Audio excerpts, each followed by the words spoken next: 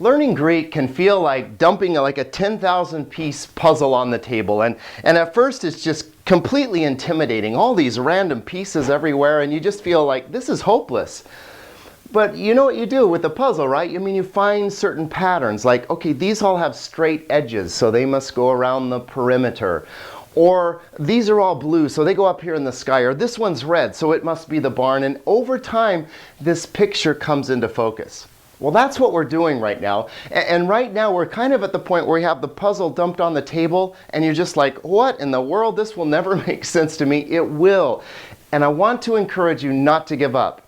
Remember, we're not climbing molehill Greek here. We're climbing Mount Greek. This is quite an accomplishment to learn Greek. So don't give up. All right, and let me encourage you too, that the material will come to you in waves. So we've looked at first and second and third declension. We've seen how nouns change form to show us their case, number, and gender. Now, we get to review that actually for 10 videos now, because when we look at the article, we'll be looking at first and second declension again.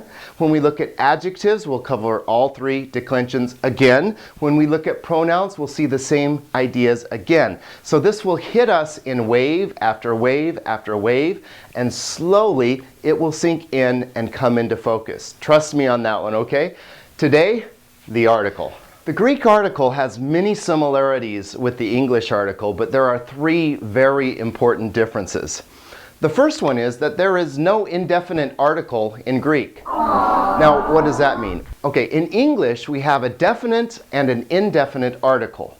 So I can talk about the tree. That's the definite article. I mean, the tree, that specific tree, that one, okay?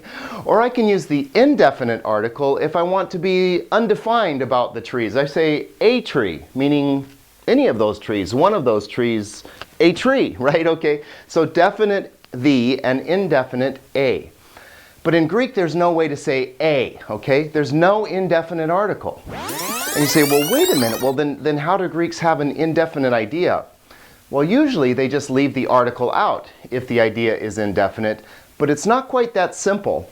And that leads to the second important difference between the Greek and English article, and that is that the article in Greek is used differently in many cases than it would be in English.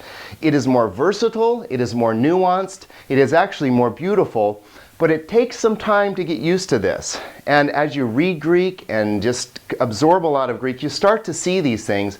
But this takes some time, okay? But just be aware, the way that the article is used in Greek and English, not always the same.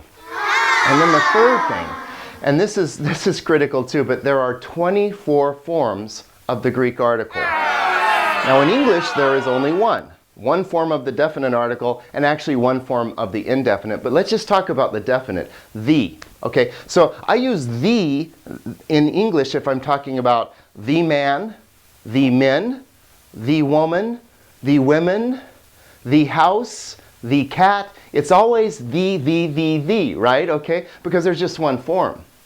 But in Greek, what we'll see is that the article changes form, morphology, right? It morphs to match the noun that it modifies.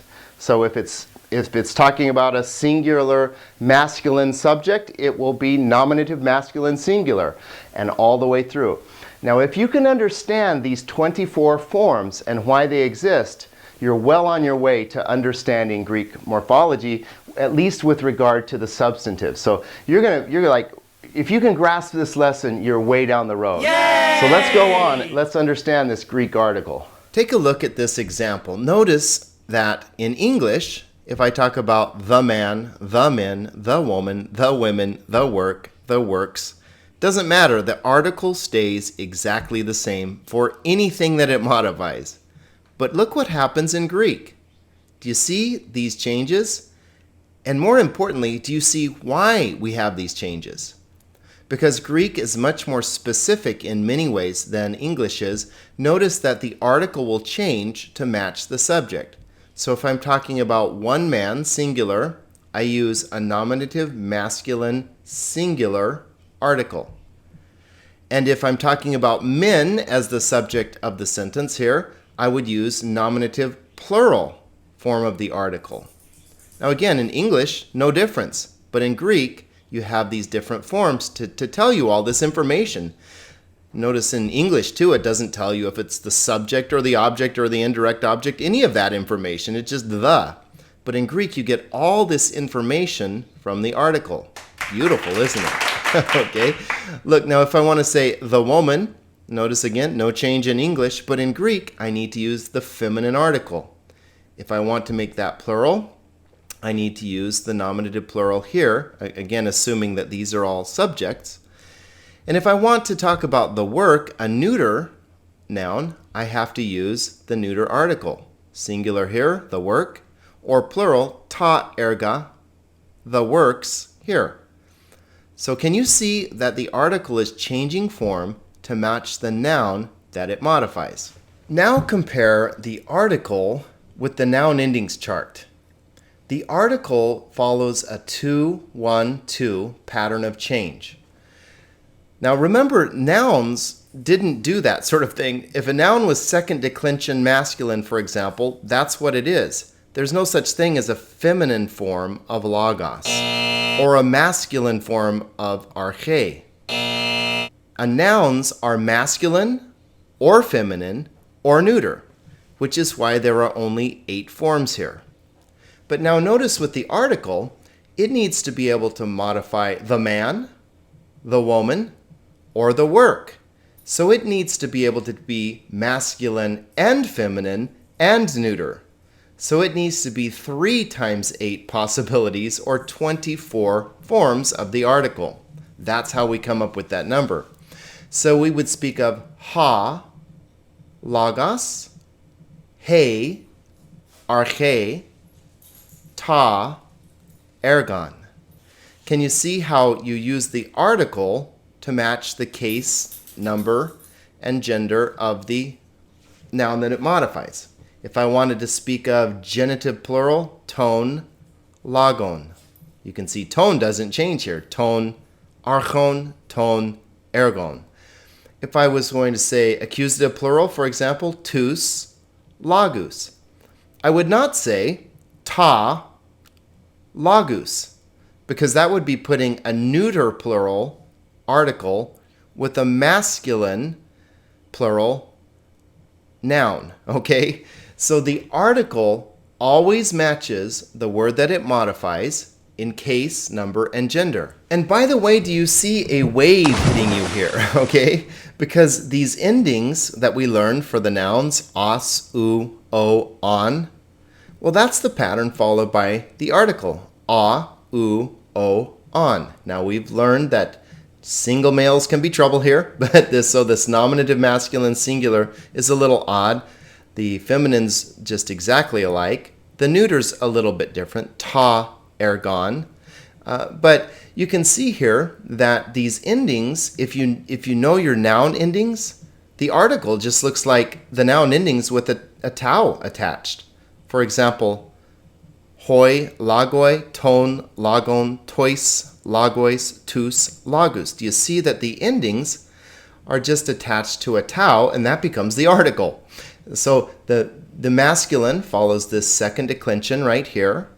The feminine follows the first declension. So we would say he, arche, tes, arches, te, arche, tain, archein, hai, archai, ton, archon, tais, archais, tas, erchas. See all the beautiful matching there? Okay.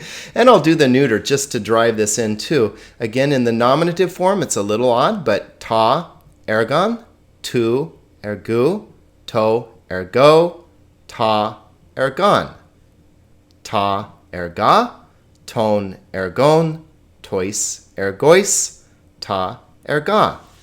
So can you see that what you've already learned in the nouns, well, it's coming at you again now with the article. The only difference is, again, that with the nouns we have 3 different words because a noun will be either masculine or feminine or neuter, but the article is able to be all 3. And it follows in the masculine gender the second declension, in the feminine gender the first declension, and in the neuter gender the second declension. Now let's look at the article in the wild. Okay, let's look in John 1 and see how the article is used. And what we will see is that it doesn't matter the declension of the noun that the article modifies. The article will always follow this 2-1-2 pattern. And what we will see is that this is a great help to us. Let me show you. Okay, let's look at some articles in the wild here, okay? And there are 51 verses in John 1. We won't look at them all. It would take a long time, plus it would get really repetitive. But let's just demonstrate here how the article always matches what it modifies in case, number, and gender. So here we have ha, logos. Okay, logos, of course, is nominative, masculine, singular. And see, here's the sweet thing. Even if you didn't recognize that ending, which of course by now you should, but even if you didn't, if you knew your articles, you would see ha has to be nominative, masculine, singular. So whatever this is, the article tells you that this is nominative, masculine, singular. So the article is like another great clue. Here we have it again, ha logos, and the word was pros ton theon. Now ton, do you remember where we'll find ton? Hopefully you're thinking accusative here. Notice the article matches, ton theon. So with God, pros takes the accusative here. All right, moving on down. Let's see what else we got. Hutas einen arche pros ton theon. Another repetition there. All right, okay, here's a new one. Hey Zoe. The light was the light. Okay, hey Zoe. Hey here is our nominative feminine singular form, so that makes sense. Hey Zoe.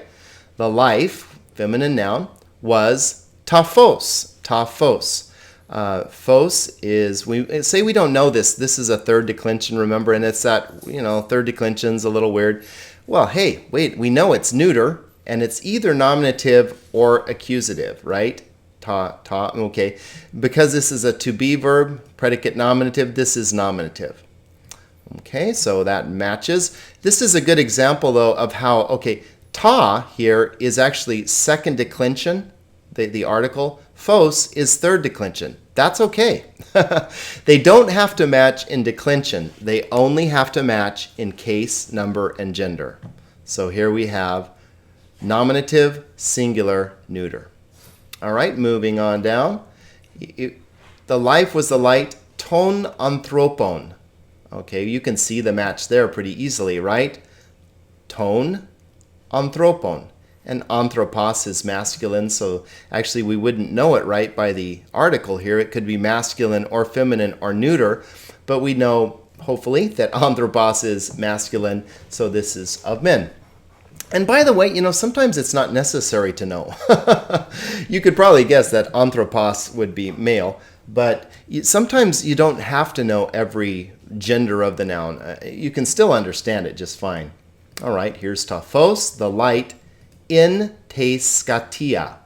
All right, do you see the match here? Te skatia. We have our feminine dative, singular, right? And in always takes the dative. So this article, once you see te like that, you know it's dative, singular, feminine. Easy, right? And whatever this word looks like, the article gives it away, which is, again, articles are our friend. And here we have the darkness, he skatia. So we have the nominative form, he, with skatia. Okay, eta, alpha. Remember, it's okay either way. Okay, let's slide on down here a little ways. In verse 7 here, we have peri tu photos. Okay, tu photos. Now here we have another example of photos. Here is a genitive, right? And here we have tu, which is also genitive. This is third declension. This is second declension. But again, the declension doesn't have to match, just the case, number, and gender. But what's beautiful here, again, about this article, is once you see tu, you know that it's either masculine or neuter, and that it's definitely genitive singular. Phos is, if memory serves here, neuter. Okay, so it's neuter. But here, that's another case where, who cares if it's masculine or neuter? We get it, it's genitive concerning the light. Peri, here, demanding the genitive. All right, and here we have phos again, and here's ta phos. So here was he was the light. So here, this is nominative. Here we have another example of the genitive. Lots of light going on there. Let's skip on down. Eistan kosman. Okay, you can see the match there, right? See how the article, in English it's just the every time, right? But in Greek it's changing to match the case, number, and gender. Am I over making this point? Am I insulting your intelligence? I hope not. Hakosmos, we've seen that. Well, here's an interesting ta idia, his own ones. This is actually will be a pronoun, but we'll get to that later. But the ta here is, if we didn't recognize this, well, actually we should, but ta tells us that this is either nominative or accusative, and it's neuter. Okay, and so into ace we'll take the accusative, so this one would be accusative. But again, if we didn't recognize this word, this tells us the case, number, and gender. Oh, don't we love the article? And hoi idioi, his own ones. So once again, we have an example of plural, nominative plural, masculine. All right, okay. Piece of cake, piece of cake. Oh, here we have tois pistiusin. Now, this is actually a participle. Notice that it's multicolored. We'll get to that later. But we know the case, number, and gender of this participle because it's either masculine or neuter, and it's dative plural, right? Okay. And in this case, it would be masculine, but don't worry about that. Ta anima, here's our mot stem, but ace ta anima, ace with the accusative, so that's accusative. Ta, see the form here, ta. Okay, all right, sliding on down. Here we have halagos again, nice nominative singular masculine. Tain doxon, so tain, accusative, accusative. Is this all making sense? Maybe I shouldn't have said that we would do 25 verses because this is just too easy. The one after me coming, I wanted to just point this one out because here's an example of the Greek article acting very strange to an American understanding here. It's acting almost like a pronoun, and the article can do that. The after me coming, which is how you'd, well, we have to supply the word one in English to make it make sense. But again, the article in Greek and the article in English, not exactly the same, okay? And we'll learn about this as we get better at Greek. Here we have ek with the what? Genitive, right? So genitive, here's our second declension genitive. Here is our third declension genitive. Again, the declension does not have to match, but the case, number, and gender do. All right. Ha, namas. Okay, another example of nominative singular masculine. Hey, charis. Okay, here's an interesting one because hey, okay, this can only be feminative. This can only be nominative. I'm doing this too much, I guess. Nominative, feminine, singular, right? Hey. Charis, we might not know. Is that a masculine, feminine, or neuter? It's feminine because the article gives it away. So charis is feminine. Also, here we have hey, aletheia, which is truth. Well, aletheia must also be feminine. All right? Okay, so let's just look at some more accusatives here. Ton, kolpon. So just recognize those endings right here, right? Tu patros, of the father. Again, we have a second declension, third declension, no problem, because the case, number, and gender match. And again, these really help. The articles really help sometimes if we get mixed up on third declensions. If there's an article, it gives it away, right? Very nice. Okay. Hey, martyria. So a nice nominative, nominative feminine singular. Tu Ioannou. Just pointing out the matches. Hoi Iudaioi, the Jews. So it's plural here, right? And now let me show you something that's maybe a little different. Scrolling on down. Well, actually, this isn't different at all. Ha Christos. We have nominative, singular masculine. There's our nice ending. And right here, oh, here's the weirdo right here. Ha prophetes. Now look at this one, because when you look at this ending, ace, that looks like a genitive feminine singular ending or something like that. But look at this article. This is the nominative singular masculine article. So what's going on? Well, what's going on is that prophet is a strange declining noun. Actually, it is an example of a first declension masculine. Now, I said that the first declension was usually, most of the time, almost without exception, feminine, but there are some weirdos. And here's an example of one.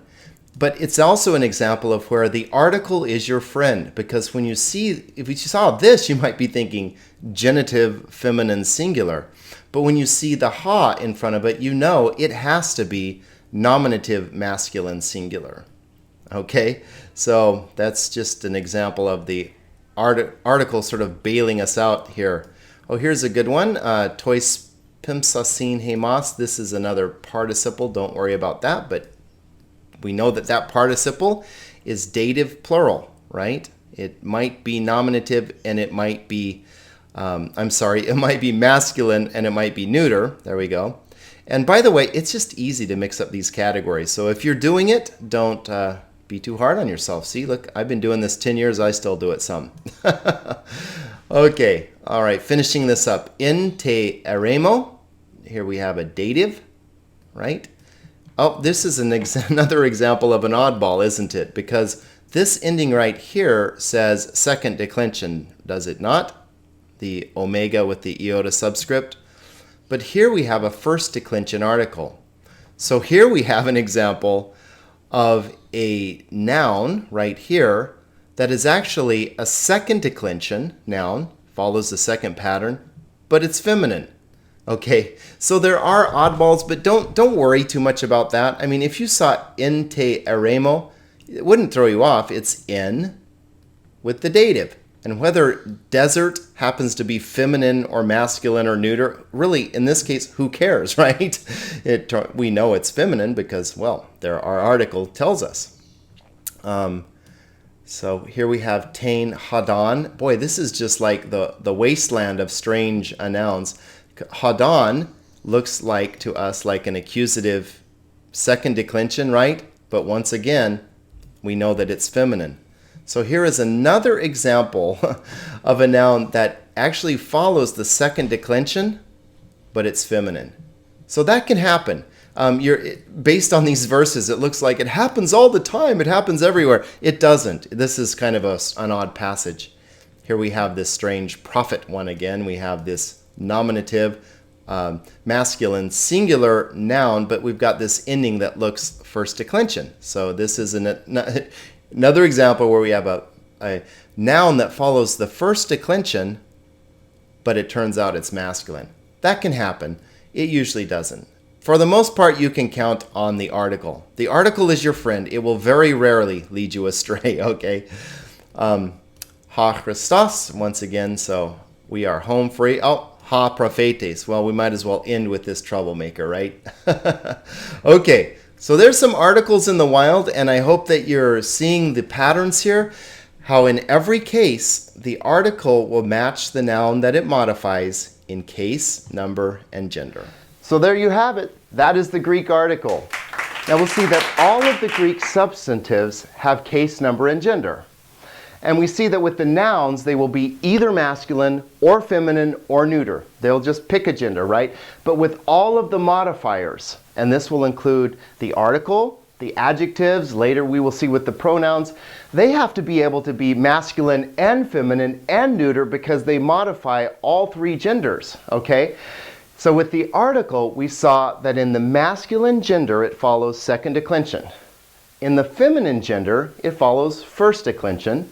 And in the neuter gender, it follows second declension. 2, 1, 2 is the pattern it follows. Now, if you can grasp that, you really are starting to get Greek substantives. And if you're not grasping it, don't panic, because another wave is coming. Next we look at the 212 adjective, and we'll see that it's exactly like the article.